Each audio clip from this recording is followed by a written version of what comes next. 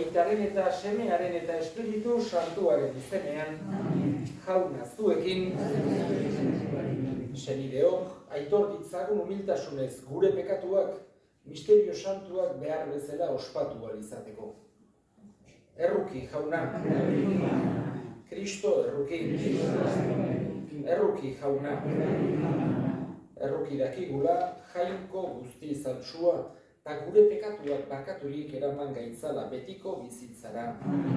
Aintza zeruetan jango iruari, eta bakean gurean haren gogoko gizonei, baina hori eta eder zaitugulako, gorazu, bereinkatu dazu, gorespen zuri, hauspen zagur eskerrak zuri. Jainko jauna, zeruko errege, jangoiko aita guztia duna. Jauna, seme bakar Jesu Kristo, jainko jauna, jainkoaren bildotx aitaren seme. Zuk entzen dezu munduko pekatua, erruki jauna.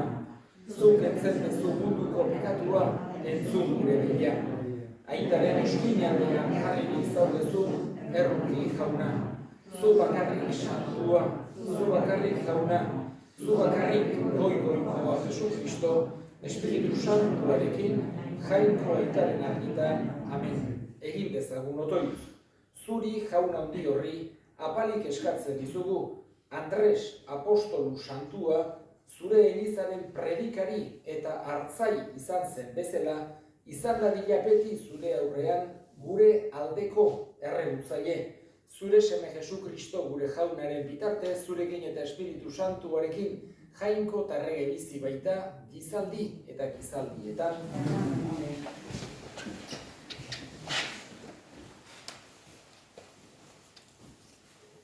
San Pablo apostoluak erromatarrei.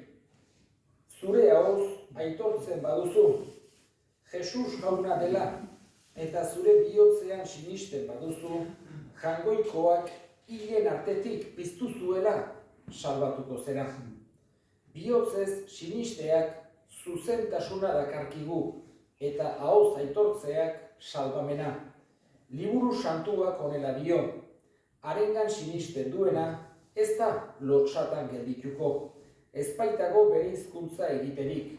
Judutar izan edo greziar izan, bat bera da guztien jauna. Ari dei egiten dioten guztientzat eskuzabala. Izan ere, jaunaren izenari dei egiten dion guztiak iritsiko du salbamena. Nola ordea dei egin, harengan sinisten ez badute. Nola sinistu, haren entzuterik ez badute. Nola entzun, nork otseginik ez bada. Nola otsegin, hartarako bidaririk ez bada. Liburu santuak dioen bezala, bai ederrak, berri onak ekartzen dituztenen oinak. Ez diote ordea, denek aditze ona egin berri onari. Isaiasek dioen bezala, jauna, nork sinistu du guk esandakoa. Esanetik dator beraz, sinistea, esangaia berriz, Kristoren hitza da. Baina nik diot, ez adute entzun, bai noski, lur osoan zabaldu da haien mintzoa, eta haien hitzak lurbiraren azken bulgaraino, jaunak esanak. Erantzun salmoa, lur guztira zabaltzen da haien hotsa. Hortziak jainkoaren ospea du zabaltzen, zeru urdinak haren eskulana iragatzen. Bidaltzen dio hitza egunak egunari, berri ematen gauak gauari. Jauna zuekin, Jesu Kristoren Evangelioa San Mateoren liburutik. Aldi hartan Jesusek Galileako itsas bazterrean zebilela, bi anaia ikusi zituen, Pedro deritzan Simon eta haren anaia Andres. Itsasoan sareak botatzen, arrantzaleak baiziren, eta esan zien, zatozten erekin, eta giza arrantzale egingo zaituztet. Haiek berehala sareak utzi eta jarraitu egin zioten. Handik aurrera zihoala, beste bi anaia ikusi zituen, Santiago eta Joan, Zebedeoren semeak, itsasontzian sare konpontzen ari zirela, beren aita Zebedeorekin. eta dei egin zien, haiek ere berehala, ontzia eta ita utzi eta jarraitu egin zioten, jaunak esana. Gaurkoan, San Andres ari gera ospatzen, Jesusen 12 apostoluetako bat, eta Simon Pedroren anaia gainera. Eta ematen duenez ere, aurretik San Juan Bataiatzailearen ikasle izandakoa. Horrek nolabait adierazten du Andresek bazuela halako kezka eta formazioa, egia ezagutzea, bere erlijioan ere gehiago sakontzea, eta bazun kezka hori. Eta aldi berean, bere ogibidea arrantzalea zen, bere anaiarekin batera, Jesusek berarekin topo egin zutelarik, hortan argitu zituen, sareak botatzen, arraiak harrapatzeko, eta haintxe zeudela, Jesusek halako, esan genezake, metafora egin zuen. Zatozten erekin eta giza arrantzale egingo zaituztet, beste modu batera ulertaraziz, esan genezake bere lana arraiak harrapatzetik bestelako apostolado bat burutzera bezala deitzen ziela Jesusek. Eta gero Santiago eta Juan beste bisenide baita ere deitu zituen, haiek sareak konpontzen ari zirela esaten digu Mateok, nolabait ere adieraziz zelan egiten ari ziren momentu konkretu hartan. Momentu berezi bat bezala, Jesusen deia jaso zutenekoa. Ez zela izan du besterik gabe, baizik eta oso momentu berezia seguru asko bizi osoan gogoan izango zutena. Eta behin baino gehiagotan komentatuko zutena. Seguru asko, Mateok, haiekin gero 3 urte elkarrekin eman zituzten, 12 apostoluek, eta haien ahotik entzungo zuen kontakizun hori, bere bokazioa, bere deia nola izan duzen. Eta Pedrok eta Andresek kontatu zuten haiek itsasoan sareak botatzen ari zirela, Jesusek nola oihu egin zien, zatozten erekin nik egingo zaituzte giza arrantzale. Eta hain zuzen ere, beste apostoluek bezala 3 urte eman zituen Jesusekin batera. Jesusek aukeratu zituen 12 apostolu haiek batez ere lekuko testigu izan zitezen, berak egindakoaren eta esandakoaren testigu izan zitezen, eta oso modu berezian bere piztueraren testigu. Eta hala izan duzen, bera beste apostoluekin batera, haintxen egon duzen momentu guzti haietan, momentu oso onak izango zituzten, komplikatuak, paregarriak, tristeak, denetatik bizitzea tokatu izan zitzaien 3 urte haietan. Eta batez ere, beste apostoluekin ere, esan genezake, Andresek sentituko zuela halako miresmen berezi hori Jesusen ganako. Bere jakinduriak alde batetik, bere koherentziak, bere pertsonaren ezaguerak, eta gero jakina, bere mirariek, bere profeziek, horrekin guztiekin miluratuta bezala zeuden, oso pozik seguru asko, nik komentzituan nago, behintzat apostoluen eta Jesusen artean halako giro edar bat egongo zela, ikaragarri gustora sentituko zirela Jesusekin batera, 3 urte zoragarri izango zirela. Gauza edarra da, adiskidetasuna ongi arrelatzen gerenean, naiz eta momentu komplikatuak bizitu, baina horrek ematen duen poza, horrek ematen duen ongizatea oso ondia da. Eta ni seguru nago, hala izango zela, eta hala sentituko zutela 12 apostoluek Jesusekin bizitu zituzten 3 urte haiek, ahaztezinak bezala eta bizi guztian bihotzean eramango zituztenak. Hala ere, beste apostoluen kasuan gertatu bezala, momenturik komplikatuenean, hau da, Jesus preso hartu zutenean, Olio mendian eta gero nola eraman zuten, eta hortan guztian, jakingo zuen, esango zioten bai, Jesus eraman du preso, eta beste guztiak bezala Juan izan ezik izkultatu zen, edo desagertu zen behintzat Andres etzen egon du, Juan egon zen bezala gurutzearen oinean. Ez da ere bere anaiak egin zuena, aurrena gerturatu zen, baina gero ikaratuta Jesus ukatu zuen, baina Andresen gandik ez digute esaten, liburu santua egun egon zen, baina betire denak sakabanatu zirela, hori bai esaten digu evangelioak. Eta hala ere, piztueraren ondoren, berak ere ez dakigu seguro zein momentutan sinistuko zuen, bakoitzak bere prozesu pertsonaloki bai zuen, baino edozein kasutan ikusten dugu, bai sinistu zuela, Jesus ikusita, eta berarekin egondu zela piztueraren ondoren. Eta gero, beste apostoluek bezala ere, Pentekostes egunean, espirituaren indarra jaso zutenean, Jesusek eskatutakoa egiten hasi zen. Hau da, berri ona zabaltzen. Jesusek eskatu bezala zoazte mundu guztira, eta zabaldu berri ona. Jendeak bataiatuz, aitaren eta semearen eta Espiritu Santuaren izenean. Eta tradizioak dioenez, Andres Grezialdera joan zen. Oso toki importantea zen, Grezia, batez ere jakinduriaren aldetik, garai hartan Greziak kulturalki ikaragarrizko indarra zeukan.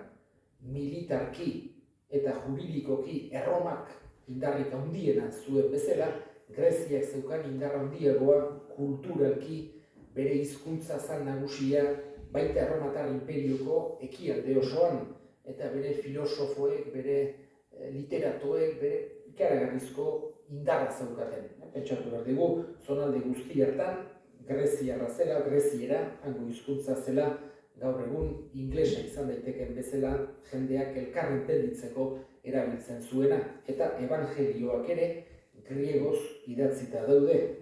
Ematen du, badagoela Markosen bat iol arameoz lehenagotik, baino ezagutzen ditugunak behintzat griegoz daude, eta Itunberriko gutunak eta denak griegoz dauzkagu.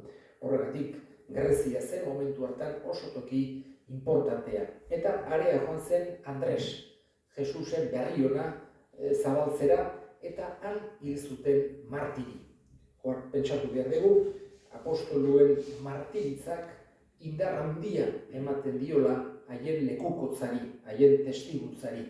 Hain zuzen ere, bere odolaz, bere odola isuriaz aitortu zutelako eta ziurtatu zutelako, egiaztatu zutelako, haiek ikusitakoa, haiek entzundakoa sinisten zutela, konbentzituta zeudela. Ez zaukatela inongo dudarik Jesus jauna zela, Jesus salbatzailea zela, Jesus hilen artetik piztu zela, Jesus jainko semea zela. Eta hori aitortuz bizia eman zuen Andresek. Ekiz moduan zegoen gurutze batean, gurutzintzatua horregatik, deitzen zaio modu hortan, San Andres beti modu hortan argitzen dugu ekiz moduan dagoen gurutze batean, edo ekiz batekin eskutan, batzutan ere hola irudikatzen da. Gaurko egun honetan eskatzen diogu apostolu honi, guri ere eman dezaigula, berak eukizuen fede sakon hori, guri ere eman dezaigula Jesusekiko maitasun hori. Haiek eukizuen tratu estuura, amistadeura, guk ere beste modu batean, beste distantzi batekin, baina guk ere gure bihotzean beti euki dezagula Jesusekin. Eta egin ditzagun orain gure eskaria. Eskar ezagun gaurko egun honetan beren fedearengatik pertsegituta bizi diren guztien alde, jangoikoak indarra eman dezaien, haien lekukozak bihotz asko ukilitzan eskar ezaiogun jaunari. Eta gure hildakoen alde gaurko mezasantuen bereziki gogoan hartuko ditugu Jose Ignacio Azpiroz eta Zestau Zubitur familiko hildakoak Juan Jose eta bere familikoak jaunak bere baitan hartu, eta handik gure alde egin dezaten eskar ezaiogun jaunari. Entzuna eta ona bihotzez egiten dizkizugun eskaria Jesu Kristo gure jaunaren bitartez.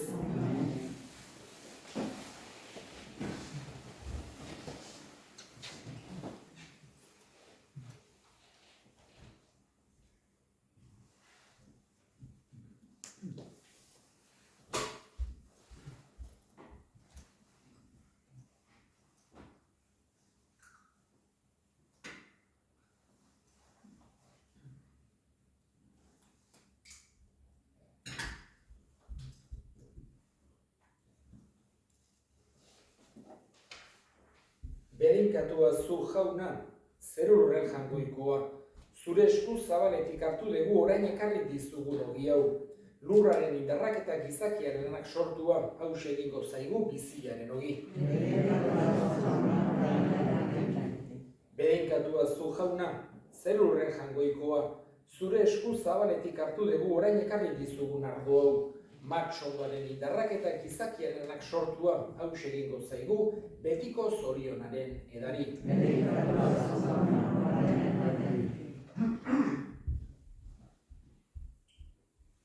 Senideok egin dezagun otoitz guztiok batean, Eliza osoaren oparia jangoikoari eskaintzerakoan. Jainko guztiduna, egin gaitzatela zure gogoko Andres Santuaren jaia ospatzeko dakarzkizugun emaitzek, eta hoiek hartzeak bizi berri gaitzala Jesukristo gure jaunaren bitartez. Jauna zuekin, gora bihotzak, eskerrak jangoiko gure jaunarien.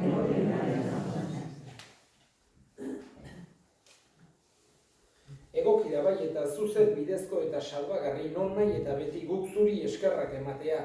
Jauna, aita guztiz santu, jangoiko guztidun beti ereko horri. Zuk, betiko hartzai horrek, ez duzu bertan bera uzten zure hartaldea, baizik eta zure babespean zaintzen duzu beti, zure apostolu santuen bidez. Hauek, zure semearen ordezkariak dira, zure hartaldeari hartzai eta zuzendari izateko emanak. Horregatik, aingeru eta goiengeruekin ahalmen nagusitza eta zeruko talde guztiekin zure egintzari goratzarre hau beti eta beti abesten diogu.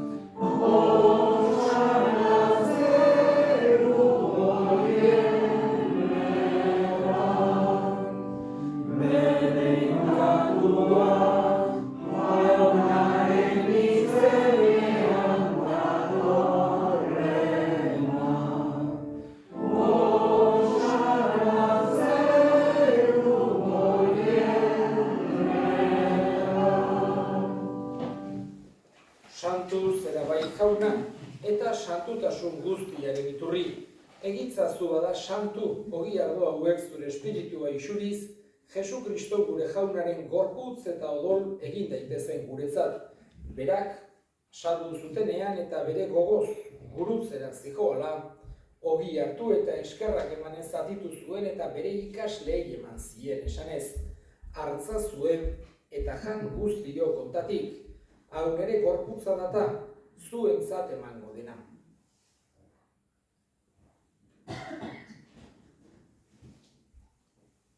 Era berean afalondoan kaliz harturik, berriz ere eskerrak emanez, bere ikaslei eman zien esanez. Hartza zuen eta edan guztio kontatik. Hau nere odolaren kaliza data, itun berri eta betikoaren odola. Zuentzat eta askorentzat bekatuak barkatzeko isuriko dena. Egizue hau nere oroigarri.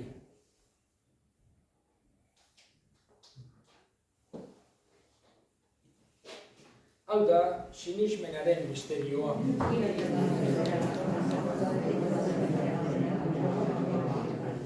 Horregatik jauna zure semearen heriotza eta piztuera gogoratuz, biziaren ogia eta salbamenaren kaliza eskaintzen dizkizugu zuri eskerrak emanez. Aldarean zure serbitzari onartu gehituzulako, eta apalik eskatzen dizugu Kristoren gorputza eta odol hartzen ditugunok Espiritu Santuak bat egin gaitzala. Izango goan jauna mundu guztian zabaldurik dagoen zure eliza, eramazu maitasun osora Frantzisko gure ita santuarekin, Frantzisko gure hartzaiarekin eta eriz gizon guztiekin batean. Era berean izango goan jauna bizteko itxaropenea joan diran gure senideak, bereziki Jose Ignacio Azpiroz, zestau zuritur familiko hildakoak Juan Jose eta bere familikoak, eta hildako guztiak ere harritzazu zure aurpegiaren argitan. Errukizak izkigu arren, guk guztiok betiko bizia iritsi dezagun. Jainkoaren ama Maria Virginia doatsuarekin, haren senar Jose Santuarekin, apostolu santu egin eta gizaldi guztietan zure adiskide izan diren santuekin. Haiekin batean gore zaitzagun Jesu Kristo zure semearen bitartez. Honen bitartez, honekin eta honengan, zuri aita jangoiko alguztidun horri Espiritu Santuarekin batean, ospe eta aintza guztia gizaldi eta gizaldi guztietan. Salbatzaileak, aginduta erakutsiari jarraituz, bildur gabe esan dezagun. Gure aita zeruetan zerena, santu izan bedi zure izena, etor bedi zure errenua, egin bedi zure nahia zeruan bezala nire nire. Nahi duzu gaur egunotako ogia, barkatu gure zorrak, guk ere gure zorronen barkatzen diegun ezkero, eta ez dut entalien baina atera gaitzazu gaitzetik. Atera gaitzazu jauna gaitz guztietatik emaiguzu bakea gure egunotan. Zure errukiari esker pekatutik garbi bizi gaitezen eta estualdietan sendo. Betiko zorionaren itxaropenean, Jesu Kristo gure salbatzailea noiz etorriko den zai gaudela.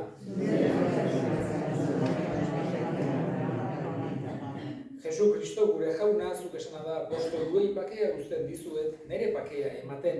Begira zure Elizaren sinismenari eta ez, gure pekatuei, eta zure gogo baten bezala, emaiozu Elizari bakea, eman batasuna, errege bizi baizera, gizaldi eta gizaldietan.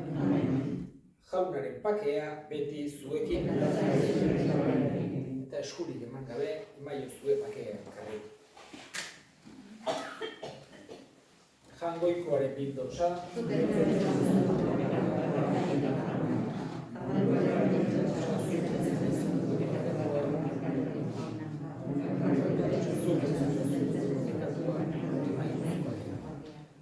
ona hemen jangoikoaren bildotsa, ona munduko pekatuak kentzen duena, zoriotsuak jaunaren maila deituak.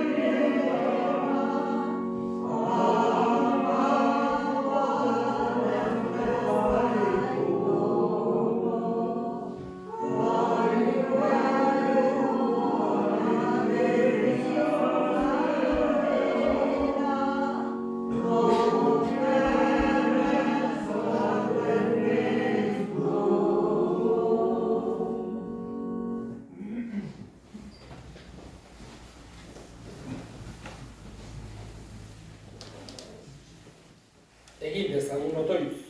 Hartu dugu sakramentuak jauna, bete gaitzala indarrez. Andres apostolu santuak bezala, Jesusekin nekeak eramanik, zeruko haintzan arekin bizitzea, irits dezagun errege bizi baita, gizaldi eta gizaldietan, jauna zuekin, berinka zaitzatela jainko guztiaduna gaitak eta semeak eta Espiritu Santuak, zoazte jaunaren pakean.